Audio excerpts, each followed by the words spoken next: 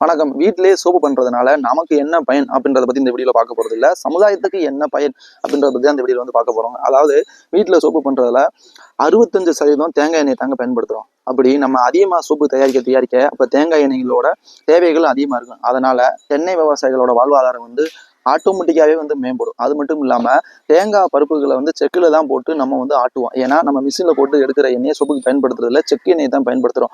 அப்ப ஆட்டோமேட்டிக்கா தேங்காய் விவசாயிகள் வாழ்வாதாரம் கூட்டுறது மாதிரியே செக்கு வச்சிருக்கவங்களோட வாழ்வாதாரமும் பொருளாதாரமும் தன்னால வந்து உயரும். அடுத்து அப்படி ஆட்டுன தேங்காய் பருப்புகளை எண்ணெயை எடுத்த பின்னாடி அந்த புண்ணாக்கெல்லாம் கீழே தூக்கி போட்ட மாட்டாங்க. ஒன்று அதை மாட்டுக்கு போடுவாங்க புண்ணாக்கா, இல்லை அப்படின்னா இப்பெல்லாம் மாடி தோட்டங்கள்ல இயற்கை உரங்களா வந்து அதை பயன்படுத்துறாங்க புண்ணாக்குல. அப்ப இதுல நம்ம மாட்டுக்கு ஒரு ரசாயனம் இல்லாத புண்ணாக்கை கொடுக்கவும் நம்ம ஒரு உதவியா இருக்கும். அது மட்டும் இல்லாம மாடி தோட்டங்களுக்கு ரசாயன உரங்கள் இல்லாம இயற்கை உரங்களை வந்து கொடுக்கறதுக்கு இதுல நம்ம ஒரு சிறு பங்களிப்பு வந்து ஆற்றுறோம். இது மட்டும் இல்லாம சமுதாயத்துல ரசாயன பயன்பாட்டை நம்ம குறைக்கிறதுக்கு நம்மளும் ஒரு சிறு துளியா வந்து நம்ம இதுல வந்து மறைமுகமா உதவிக்கிட்டு இருக்கோம்.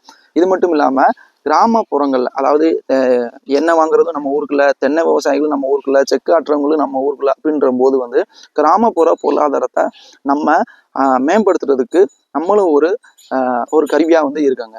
அடுத்துங்க, நம்மளாலையும் ஒரு பொருளை உருவாக்க முடியும் அப்படின்ற ஒரு தன்னம்பிக்கை நமக்குள்ள வந்து வளருங்க. அது மட்டும் இல்லாம நம்ம அந்த வேலை வாய்ப்பு இல்லைன்னு சொல்றோம்ல, இப்படி இந்த மாதிரி பண்ணும்போது இது மட்டும் இல்ல, இன்னும் நிறைய தொழில்கள் இருக்கு. இப்படி வீட்டிலேயே நம்ம தொழில வந்து பண்ணும்போது ஒரு வேலை வாய்ப்பு இன்மையை வந்து நம்மளும் வந்து குறைக்கலாங்க.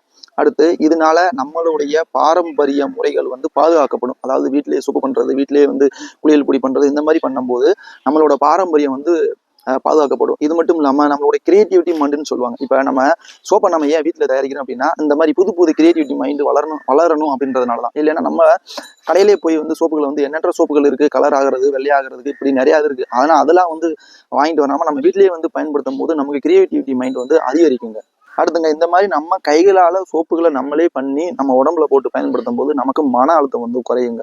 எங்கேயே தயாரிக்கக்கூடிய சோப்பு, அதுல என்னென்ன கலந்துருக்காங்க அப்படின்றது எதுவுமே வந்து நமக்கு தெரியாது. ஆனா நம்ம கைகளால பண்ண சோப்பை நம்ம உடம்புல போடும்போது அதுல இருக்கிற சுகமே, அதாவது சந்தோஷமே வேற லெவலா இருக்குங்க.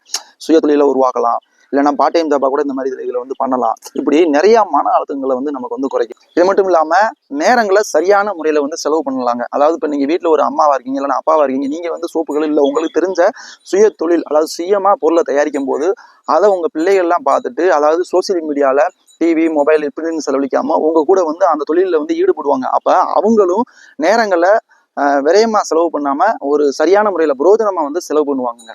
இதை பத்தி இன்னும் தெளிவா நான் பேசியிருக்கேன். அதோட லிங்க் நான் கீழே கொடுக்குறேன், செக் பண்ணி பார்த்துக்கோங்க. நன்றி.